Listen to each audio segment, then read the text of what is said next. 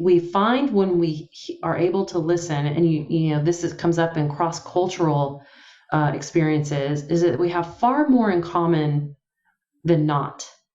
And when that can be realized, when you're able to sit and talk with someone and realize, okay, there's more commonality here, you could have compassion and when you have compassion, it doesn't mean that you don't still arrest a person. It doesn't mean that they don't have, they're not going to go through the process.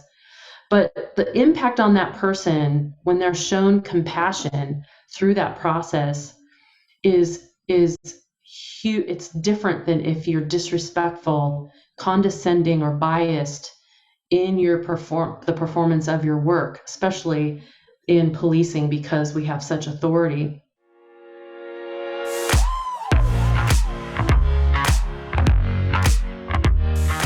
Self-leadership can be lonely.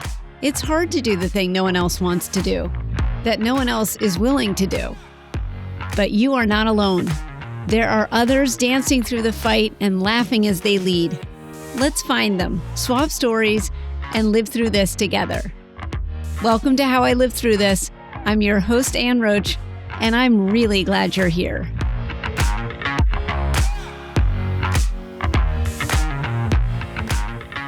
Today, I'm excited to be speaking with Jessica Nowaski. Jessica is the Deputy Police Chief for the Mountain View Police Department here in California and a leadership coach. She started her career in 1995 and has worked her way up the ranks from officer, agent, sergeant, lieutenant, captain, and now Deputy Police Chief.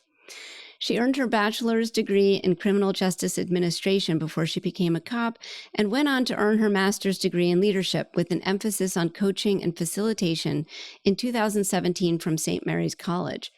Over the last 6 years, Jessica has been specifically focused on developing strategies for leadership development in law enforcement, primarily through the use of coaching.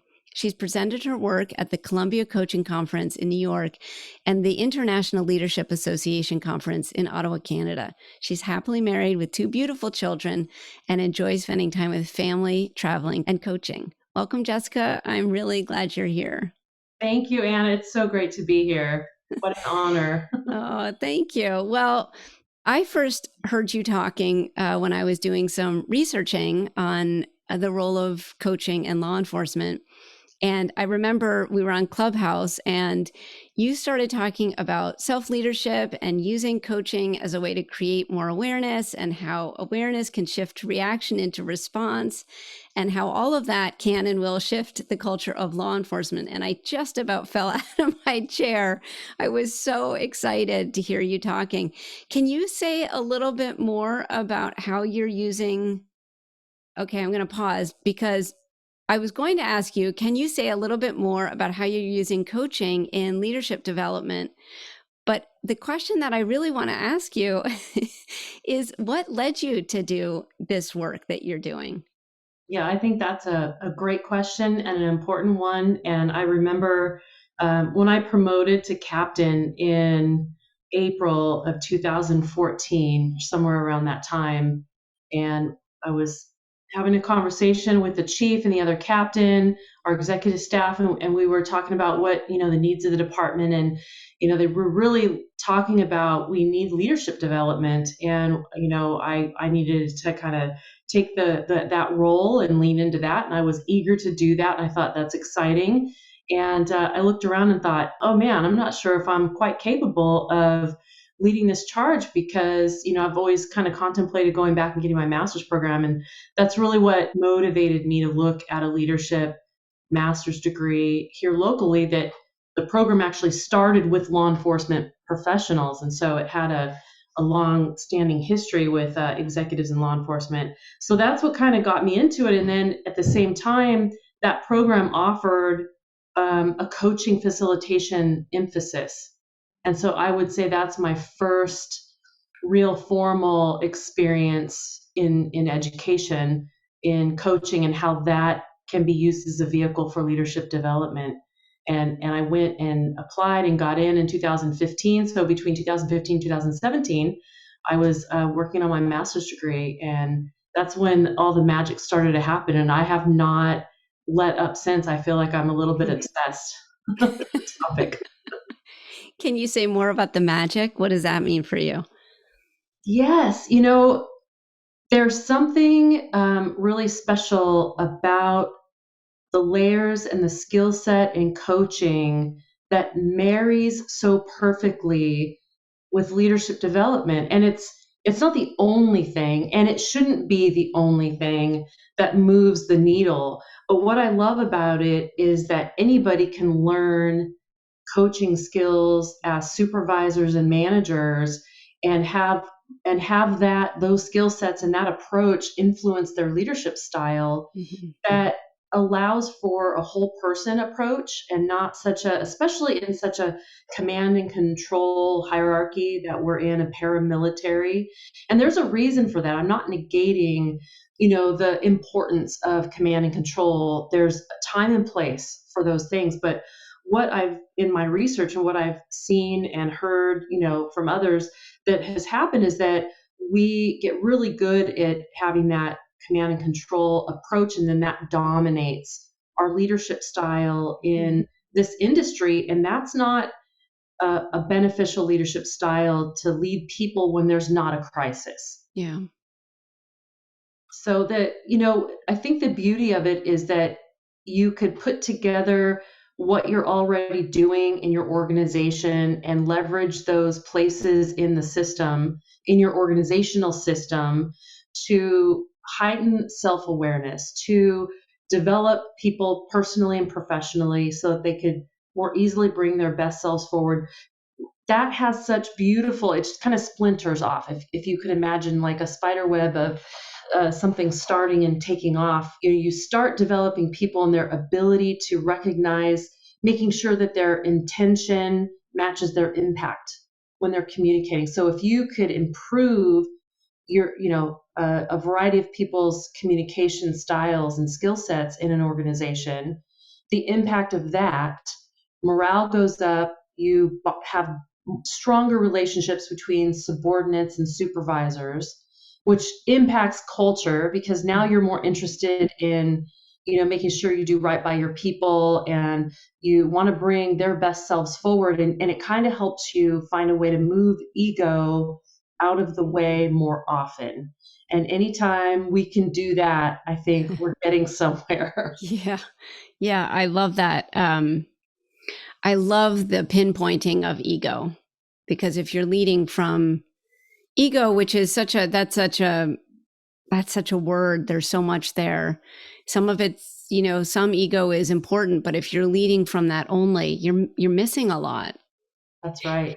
Yeah. Can you give me an example of where you've seen that shift in the communication and how that's impacted?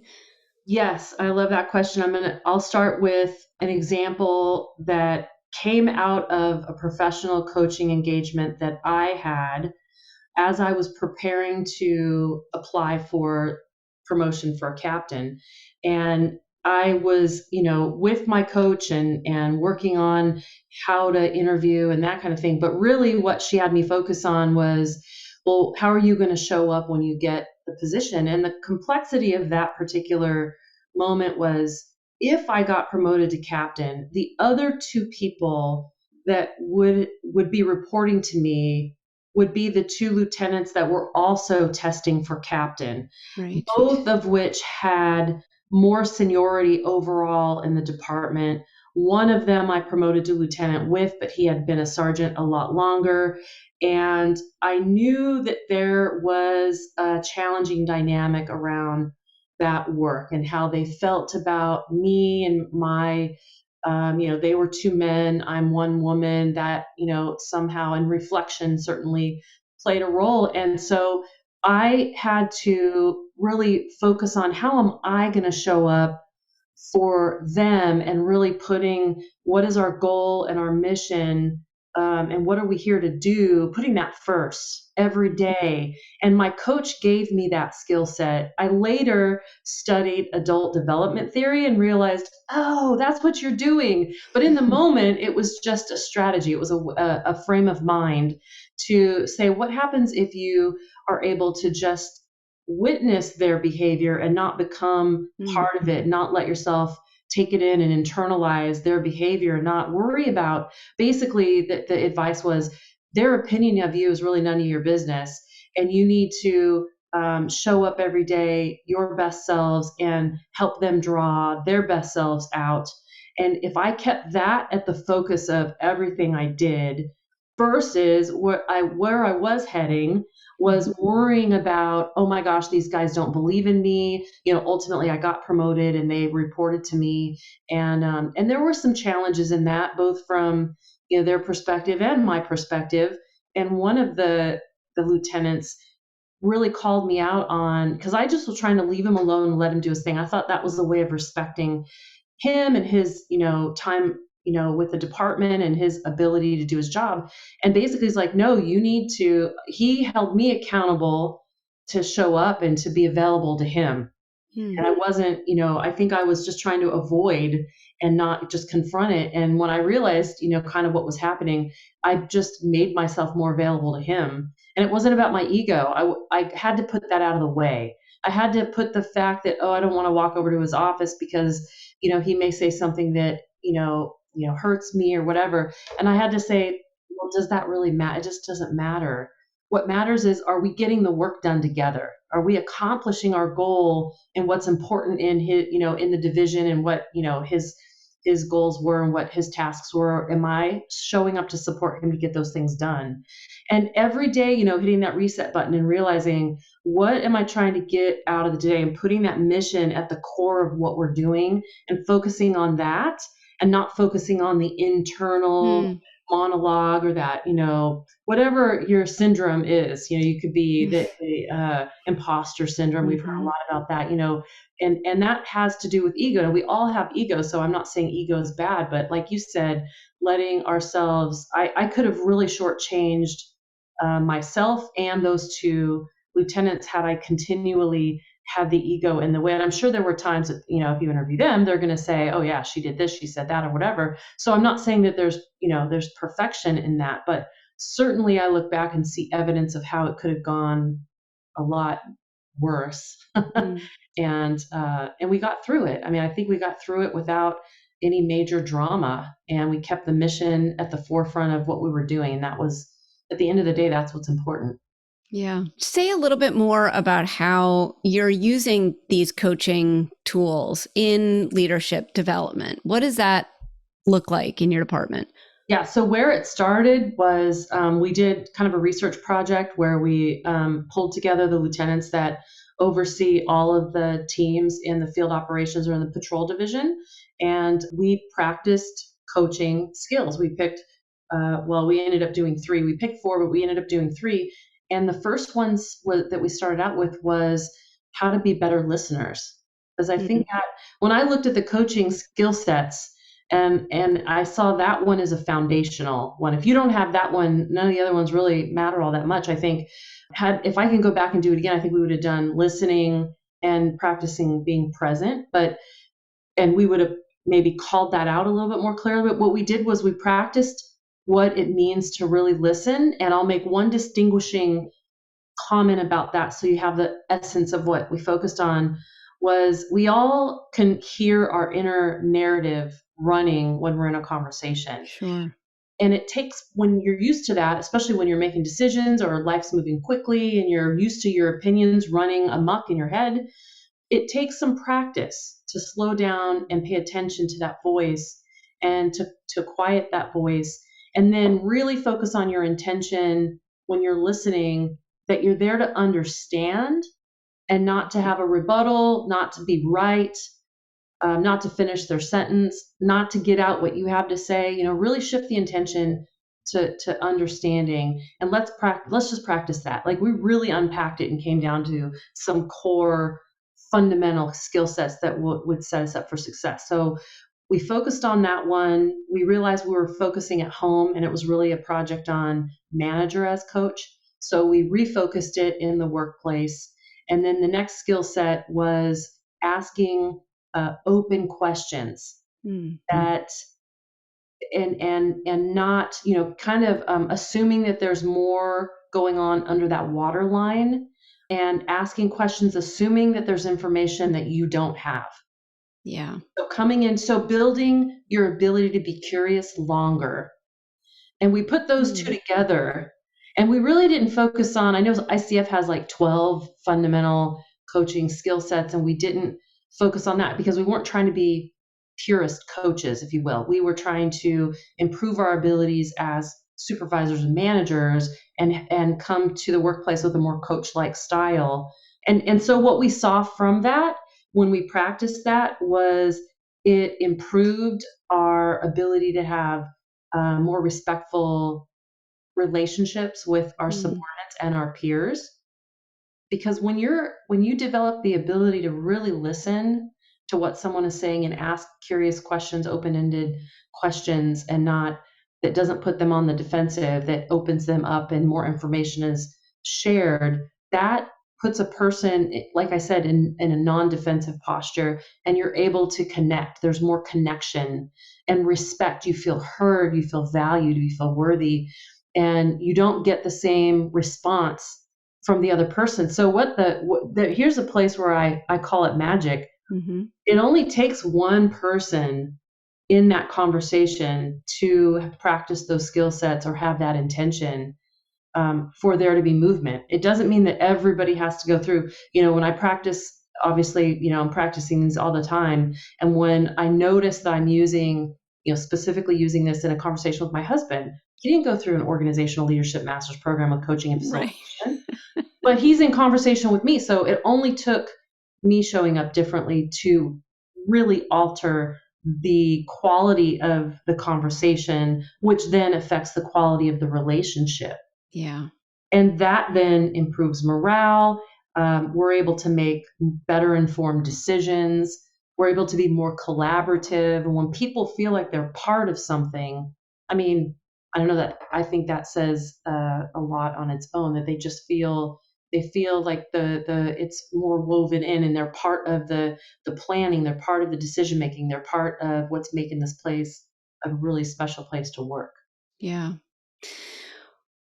I really appreciate you sharing that. I think that is the magic of coaching that I've experienced, is that how I show up, when I shift how I show up, the outcomes are, I couldn't have even imagined what, the outcomes that have happened in my life because I've changed the way I show up. And they impact everybody, whether it's somebody who went through, I mean, very few people in my life have gone through coaching, but all of my relationships with those people are different now because of the coaching that I went through and how I show up. One of the things that when I started doing research in using coaching in law enforcement, I quickly discovered, and I have no experience with law enforcement except that I was, as a public defender. So I look from the outside looking in. But I quickly heard from a lot of people in law enforcement that there was a need for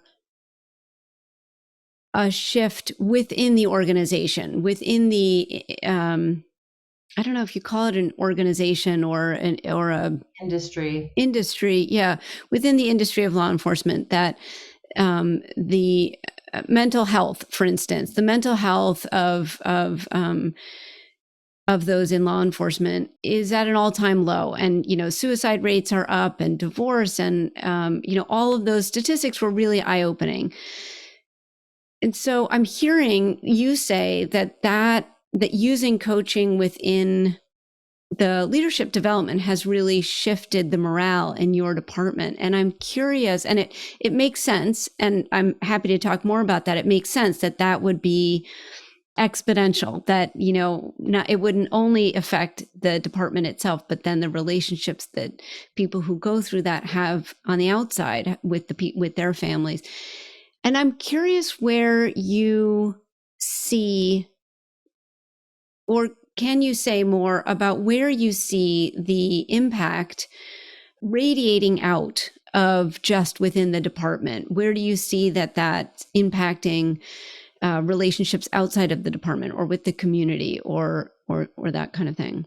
Yeah, we've had some organizational wide initiatives that have really leaned in on, listening sessions and having really open dialogue with our community, especially in light of everything that happened last year, with the killing of George Floyd and the civil unrest and the dynamics, in the country really with law enforcement, even though, it may not have happened in our region or our city. Those things, there's a reverberation that goes across the country. And I think that they're related. I couldn't say that the fact that we were leaning into, coaching, supporting leadership development necessarily, specifically led to it. I would just say that it's kind of part of the fabric of what we were intending on doing in our organization in the first place. And coming up with an idea, I had some really brilliant people here that thought we need to do a program where we bring in folks from the community that are not necessarily supporters of us, that they have some, critical things to say about law enforcement in general, and maybe, some specific things to say about our own organization. And let's get them in a program to where they learn about us and that we talk about some really hard things. And we don't necessarily have to solve anything in that moment, but man, wouldn't it make a big difference if we just understood each other better? If they understood us better and we understood their concerns better, we would have, be better informed to make decisions internally and have higher awareness in what, the concerns really are, not necessarily of the people that just support law enforcement no matter what, but the folks that had a little bit more to say about it. And that has, that's one example of the impact that it has. If you think about, if you have officers that feel disgruntled, that are struggling with mental health, they don't feel supported, they don't feel heard or taken care of. And studies show that it's their performance in the field suffers. Their ability to connect with the community and handle, call to call and to be resilient, it suffers if that's not taken care of. And so you have this concept that was highlighted in President Obama's 21st century policing, and one of the 6 pillars is procedural justice. Well, that was part of my research project when I was in my master's program. When I look at that, we really needed to focus on making sure that we were providing internal procedural justice. Yeah. That we can't possibly just say that's only our responsibility to do that with the relationship with our organization to the community. Of course, that is the obvious, place that we're concerned. That's more of the output. But what do we do to get there?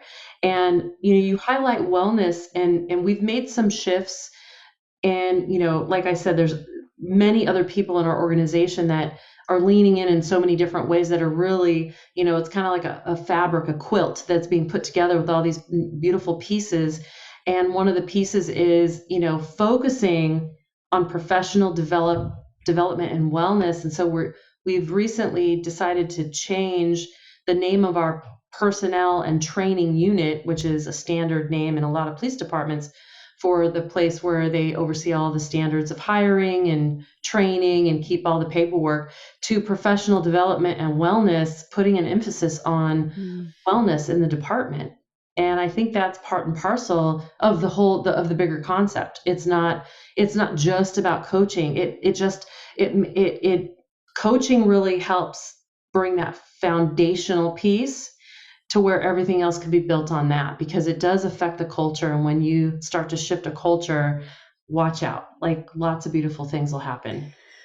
I love that, Jessica. I love that truth that you cannot affect change if you're not looking inward first and shifting to change how you're showing up, genuinely what you're focusing on, and that accountability of how the way you've seen things has affected the outcomes of that you're.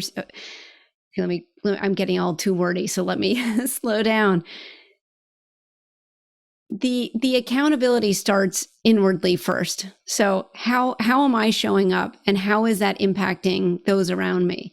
And it isn't until I really address shifting how I'm showing up for myself that I can then start shifting how I show up for others. Absolutely. And so when you say that, a visual that I have is, if I imagine our organization, say you have an organizational chart in front of you that shows where all the divisions are and who reports to who, and you think about that as your system, you have to, look at the places, what makes up the system are a couple of things: the people, the individual people that come to do the work, and the structures of workflow, processes. And those processes are really designed to support the people and the mission of why we're here to do the work. And so you can't just come in and look at a workflow and change the workflow of something, Mm-hmm. or you can't just come in, for example, and change the name of a unit Mm-hmm. and then do no other work. I mean, we've retitled things in our department over the years with good intention, but if we're not drilling down, right, or unpacking it to the individual level, then we're not going to get anywhere. It's not going to be sustained change. And that's what anybody's looking for. You don't want to just say you're attempting and it doesn't happen. So, bringing in, managerial coaching training, talking about it, emphasizing, look at how this makes a difference in your ability to be a supervisor.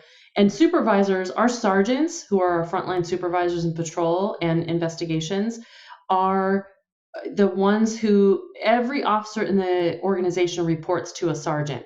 So they have the widest impact, direct day-to-day impact, which is a lot. If you measure it, compared to where I sit, I may see, a handful of people every week, but I don't have the same impact in that way that sergeants do. So really looking at that group of sergeants to make sure that individually and collectively they come to work armed with those skills to have a positive impact on their patrol officers, that they're able to hold them, provide them the feedback they need in their performance, hold them accountable. That's one thing that always suffers if you don't have strong communication. Effective communication is you don't feel confident in giving the feedback that's necessary, sometimes saying Right. those hard things. But people need to hear it. As hard as it may be, people need to hear it to improve. And then to run a team with a team dynamic, right? Going a layer up from the individual, how do the team interact, and the sergeant keeping an eye on how the team support each other. I see it this way. Sometimes organizations, not just in law enforcement, but you look at any type of business, they function and they run, but if they're not really, if their operating system that's always running in the background is not on developing your people, then you're behind the eight ball already. I think, things are moving so fast in the world, technology, dynamics, politics, everything is shifting. And if we're not ready to evolve and lean into that and be prepared for that, and maybe we don't have the answers. I mean, I'm really describing adaptive leadership. If I'm to take Mm. it down to a theory, or tie it into something, which is something we tie into kind of how we solve problems here. It's not about knowing the answer necessarily. It's about preparing yourself with a mindset that when that challenge comes, you're able to take it on and, grapple with it with your team and figure out what your approach is going to be, and be nimble and be able to kind of pivot and swivel depending on what the situation is. And I think cops they're already innately really good at that because of the nature of the training. We go into situations that are fairly uncertain all the time, and we have to be ready for, a backup plan or contingencies. And so tactically speaking, we're ready for that. But if you take that, you apply that concept into managing an organization and looking at how you're going to develop your organization and affect the culture, you could still apply it there. You don't have to know where the bad guy is going to be. You don't have to know what the next challenge is going to be around the corner, but to have, a mindset of, okay, we're going to be able to talk about the elephant in the room. We're not going to, we're going to be able to tell the boss he's not wearing any clothes today. The emperor has no clothes. Do you have those relationships ready to go? Because if you don't, that challenge is going to come, and you're going to find yourself not able to face it. And so that's where the connection is, I think, in that individual and that systemic development, where you have those pieces kind of support each other to Right. face the complex challenges that wait for us, whether it's the industry and law enforcement, which has been on the front page for, going on several years now. We've been in the forefront, but you can take it to I think it applies in many organizations and what's happening in the world today. I really appreciate that. I really appreciate what you're saying there, because what it touches on is the fact that, unlike a lot of organizations, law enforcement isn't self-contained. You really are. And I was so surprised to hear this term used when I was doing my research, but I heard the term customer service from law enforcement when they were talking about their role in a community, that their job is customer service. And, law enforcement isn't just a self-contained organization. You can have the organizational structure, but there is this broader spectrum of the place of law enforcement, the purpose of law enforcement, which is its relationship to the community. Can you say more about, since I heard that phrase customer service coming from, I believe, you and other people in law enforcement, can you say a little bit more about what does that mean if an organization is, I love that, the emperor has no clothes, or that kind of assessment? Then how does that show up in that relationship with the community? First and foremost, I think it allows us to approach problem solving in a more creative, broader perspective. And I mentioned, how fast things are changing. If you think about how complex change is coming at us all of the time, and you want to be ready for those changes in problem solving, and what the community is wanting from us can change. And it's broadening. It's not just as simple as identifying, perpetrators and suspects and bad guys, whatever you want to call it, and taking care of that. There's a multitude of issues that law enforcement has had to engage with because it deals with the community. And when you do that, it opens us up to being in contact with people with mental health issues, people that are unstably housed. Those are definitely part of a larger social challenge that we come in contact. And so part of it is understanding what has been, and what should be the lane of police officers. And I think that's where we are right now, is really evaluating, because I remember saying in the last 10, 15 years, as we were coming across more cases of mental health issues in the community, I was part of the crisis negotiation team coming up, and we would have these incidents in patrol more often and more often.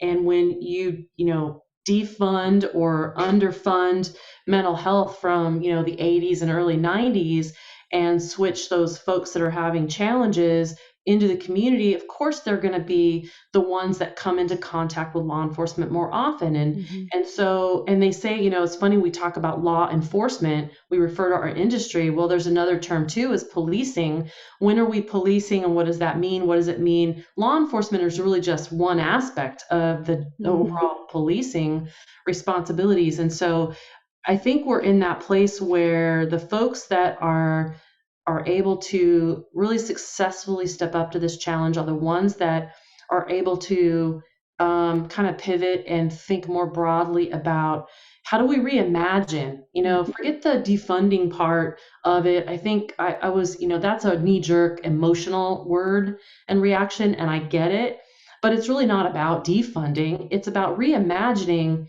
how we do our work, and where are the intersections of our police agencies with other social service agencies. If I were to say there's any place to really focus on, I would say that is probably the weaker link, especially for Mountain View anyway, because we've changed the laws, the sentencing laws over the years, assuming that there's going to be some social services for people to refer them to. And then when you don't have those services in place, your hypothesis might have been correct, but if you don't have the social services in place to really help the people get over drug addiction or help their mental health issues, then they're going to come right back and face law enforcement, and we're going to be the ones that are kind of coming in contact with these folks. So that is, I think, where the rub is. That's where the frustration has been, is that we kind of put the cart before the horse. We meaning legislation, we make these law changes to force something, but the overall, criminal justice system with the social services system is not necessarily has the infrastructure to support the idea. And then it ends up failing. And that's where we are now. Circling back to how we do our work, I think the success of Mountain View has really relied on our ability to collaborate with those systems in our region and leverage where those relationships. And we didn't always have the best relationships. It almost seemed like we were meant to be at odds with community service, organizations and people that help. But it's really, that's not, what happens if we come together and say, okay, here's our role and here are our boundaries. Here's what we need to do. If we see X, Y, and Z, here's needs to be our response to these things per law. And what the community expects of us. But is there a way that we could maybe refer people to you guys and maybe, and so we started several years ago, a new unit called Neighborhood Event Services. And that unit has been very busy in interfacing with our unstably housed folks and our more vulnerable populations in the community and working really closely with the social services to get people connected to services, right? Yeah, I love that, because that is the shifting ego and saying, that the police department is not the whole thing. There are other services available, and that perhaps need, the money needs to be shifted so that those services are up and running and available. But if you take the kind of the organizational ego out of it and say, if we're showing up collaboratively, we'll be able to serve our community better than if it's just one organization that isn't necessarily equipped to handle all of these different things. You use the word complexity, and I am kind of obsessed with that right now. You and I were talking about this earlier. It's so easy to fall into a world of black and white, yes or no, right or wrong. And what really strikes me about the work you're doing is that you're straddling the complexity of believing in an industry enough to stay in it and also being open to changing it. And how do you navigate that? I would imagine even there's a complexity of being in law enforcement and in the world outside of law enforcement, but then also within law enforcement, that complexity of, I believe in this and I want it to change. How do you navigate that? Wow, that's a good question. And I'm not sure I've really sat with that question in depth, but what comes to mind is one, it's for me personally, it's exciting when because it requires something different from me as we go along. So I feel like I'm personally and professionally growing as I'm showing up. I'm not stagnant. I lean into the whole, we use growth mindset versus fixed mindset in our organization, and talk to our folks about when you're going to think about promoting, we're looking for people with growth mindsets. And so you get a little obsessed with that, and I'm very excited about that, and it's challenging and fun to not exactly know. I mean, there's a certain level of uncertainty that's uncomfortable, but to be able to bring, to have experiences where, well, we didn't see that coming, something bad happened, we didn't see that coming, but looking back, we got through it. And what helped us get through it was our relationships, our creativity, creating psychological safety on a team so that you could take a chance and give an idea, even though it doesn't get implemented and it falls flat. It's okay because it's not so attached to your ego. It's more for the benefit of the mission at hand. The other piece to that is being able to have a vision. And I remember going to a leadership program many years ago, and that was one of the 5 pillars of this particular program's leadership development to look at. And I probably felt like that was the one, being able to have a vision. I was like, whatever, I'm not the chief. I don't need to have a vision. I'm not the one responsible for that. And it's also a value, if you think about it, somebody to be able to imagine something different.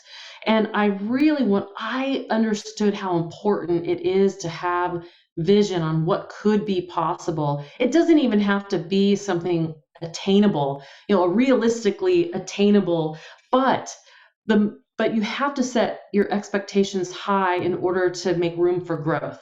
If you set them to where, well, what is something reasonable? Maybe your tasks are reasonable. Maybe the individual actions and movement seem reasonable because you have to meet people and organizations where they are. Because if you try to bring them in at a higher level and they're really functioning down here, then you're going to miss the mark and it's going to land on deaf ears. They're not going to get it. But if you create that vision, and I think that's what has been important here, is like, where are we going? Where are we really trying to do? And what is it? What impact do we want to have on our community? We want them to know us and trust us, because if we don't have that, we don't have anything. And so everything we do has to somehow support that vision and that goal. And we can try a lot of things and things could fail, and that is perfectly fine. And we are blessed to have a chief that even says that to us fairly often, that it's, even though, we're not used to be allowing ourselves to fail in law enforcement, because it's like, oh my gosh, you can't fail in law enforcement. You're not a tech startup company. You're an industry, a social industry that you need to do things the way you've done things, per policy and procedure. And he's like, no, but there are areas that we make decisions that failure is acceptable, and we learn so much from those failures. And there's a lot of area for that when you identify, where do we have the room to make an error? Maybe we try an initiative and it kind of falls flat and we go, okay, back up. What did we do? Let's evaluate and let's reassess and let's make some different actions and move forward and keep that momentum going. It's really the small, sustainable actions that go to support that broader vision of where you're trying to get to, that help implement the sustainable change that we're looking to have to support the end goal. So you hear this all the time in executive coaching and in organizational morale books and change books, that you have to have a clear vision. What's your vision? And that somehow has to be woven into your mission statement, your value statement, and those are important. Sometimes people shy away from them because they get too cliche, and you have to be able to be aware of them at all times and be able to remind your folks of them, have them embedded in places that they don't get diluted with the cliche, because it's really important to know that you're striving towards, a vision that is worthy and that supports your purpose as an individual and as an organization. It's like a heartbeat. You've got to keep it pumping. You got to keep it going. Yeah, it's beautiful. I heard in that curiosity and being open. I mean, you mentioned before, really listening. And in order to be curious, you have to really be listening. And so that what I had never expected to hear in talking about law enforcement was creativity.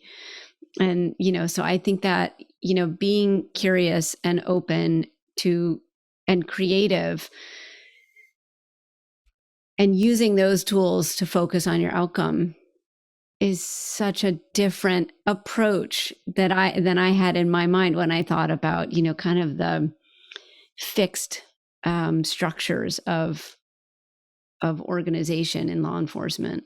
We find when we are able to listen, and this comes up in cross-cultural experiences, is that we have far more in common than not. And when that can be realized, when you're able to sit and talk with someone and realize, okay, there's more